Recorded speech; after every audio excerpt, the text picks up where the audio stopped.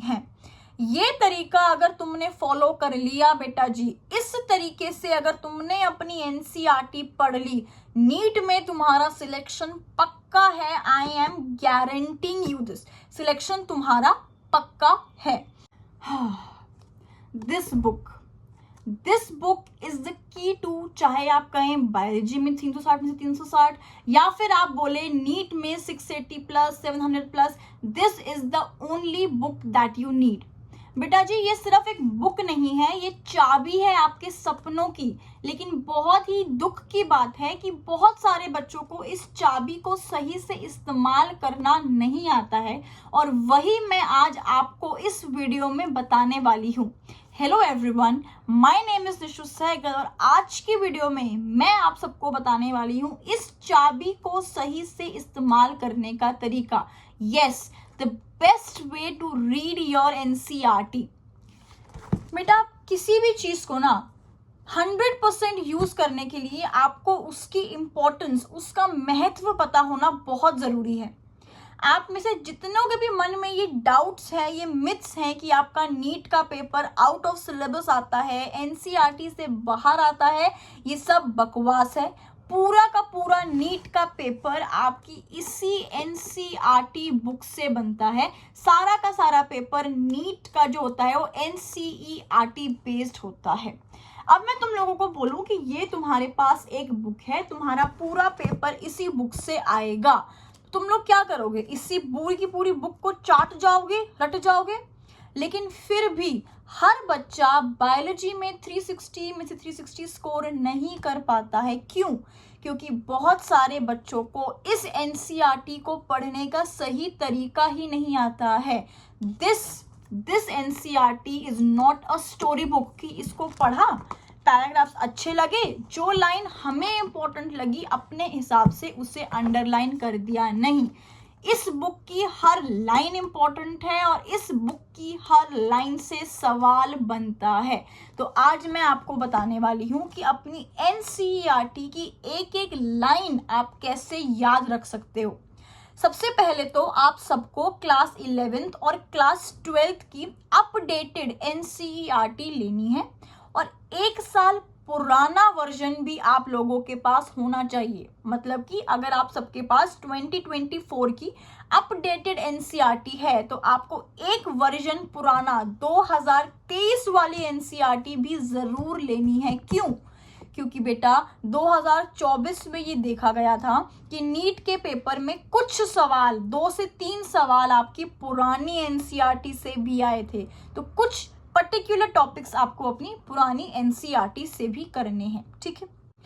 अब जब आप इस बुक को खोलकर पढ़ना स्टार्ट करोगे तो आप देखोगे कि इस बुक के सारे चैप्टर्स पैराग्राफ फॉर्म में है।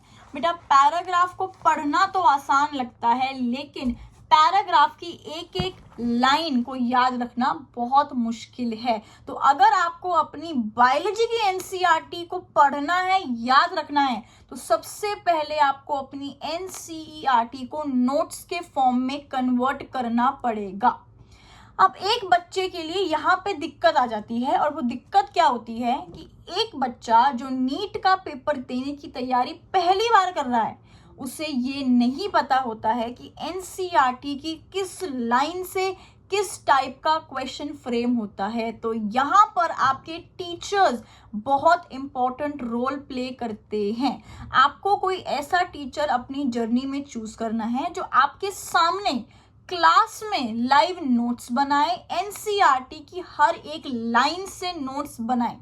जैसे कि अगर आप मेरी वीडियोस देखोगे तो मैं क्या करती हूँ कि क्लास में लाइव बच्चों के सामने ही एनसीईआरटी की एक एक लाइन से कुछ ऐसे पॉइंट्स के फॉर्म में, डायग्राम के फॉर्म में, फ्लो चार्ट के फॉर्म में नोट्स बनवाती हूँ, जिससे कि बेटा बच्चों को अगर पैराग्राफ याद नहीं हो पा रहा है तो ये बच्चों को पॉइंट्स, फ्लो चार्ट, डायग्राम्स वो आसानी से याद रह जाते हैं। तो सबसे पहले आपको ऐसा टीचर चूज करना है जो आपको आपके ही सामने एनसीईआरटी बेस्ड नोट्स बना कर दे। इससे आपका बहुत सारा टाइम सेव हो जाएगा। आपको बस उन नोट्स को लर्न करना है, उन नोट्स को रिवाइज करना है, ठीक है।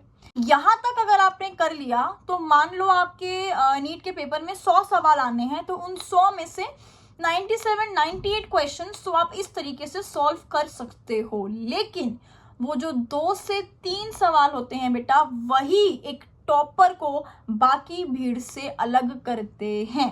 तो वो 2 से 3 सवाल वो सॉल्व कैसे करे? क्या वो एनसीईआरटी से बाहर आते हैं? नहीं बेटा, आपको क्या करना है, जब आप नोट्स बना रहे हो तो उस पर्टिकुलर टॉपिक में ही आपको प्रीवियस ईयर क्वेश्चंस उस टॉपिक से रिलेटेड इनकलकेट कर लेने हैं।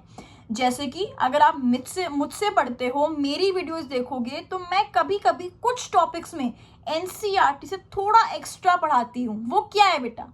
वो आउट ऑफ सिलेबस नहीं होता है मेरे बच्चे। मैं जो भी टॉपिक पढ़ाती हूँ उस टॉपिक से रिलेटेड सारे के सारे पीवाईक्यूज नोट्स में ही बनवाती हूँ, ताकि बच्चों को हंट ना करना पड़े।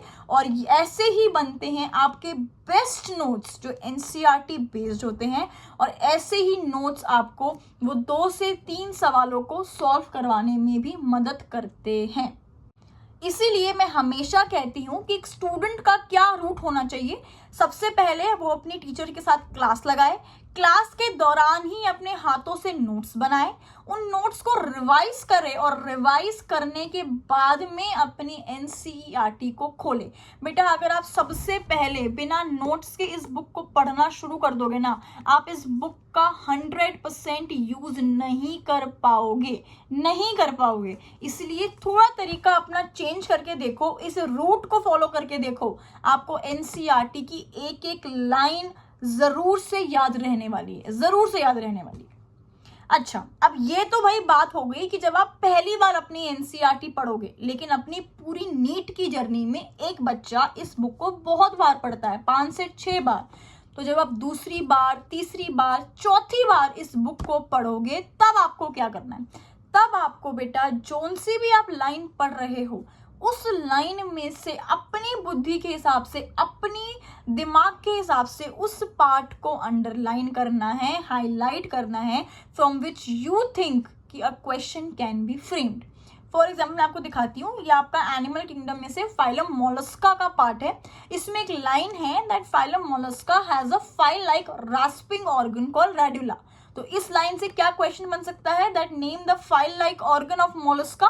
तो आप रेडुला को हाईलाइट कर लेना और फाइल लाइक रास्पिंग ऑर्गन को हाईलाइट कर लेना। सेकेंड, अगर आप देखो फाइलम एकाइनोडर्माटा में एक लाइन है that the most distinctive feature of echinoderms is the water vascular system which helps in capture of prey, transport, locomotion. तो इस लाइन से क्या क्वेश्चन बन सकता है कि name the most distinctive feature of echinoderms. तो यहाँ पर आप वाटर वास्कुलर सिस्टम को हाईलाइट कर लेना और मोस्ट डिस्टिंक्टिव फीचर को हाईलाइट कर लेना। जब आप अपनी एनसीईआरटी से ही क्वेश्चन पूछते हो तो आप 100% कॉन्फिडेंस गेन कर लोगे अपनी इस बुक में।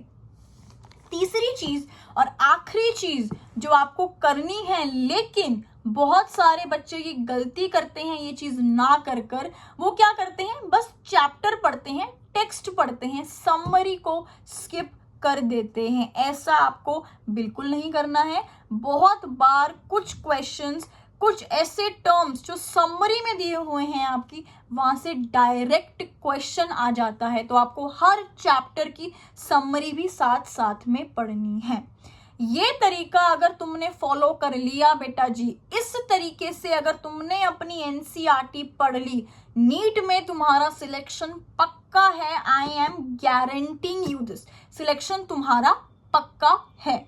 वीडियो अगर आप लोगों को अच्छी लगी हो तो लाइक एंड सब्सक्राइब किए बिना मत जाइएगा, and share this video with your friends also जो अभी भी भटक रहे हैं यहाँ से वहाँ, जिनको अभी भी एनसीईआरटी को पढ़ने का सही तरीका नहीं आया है, so that you and your friends can gain maximum 100% from this book.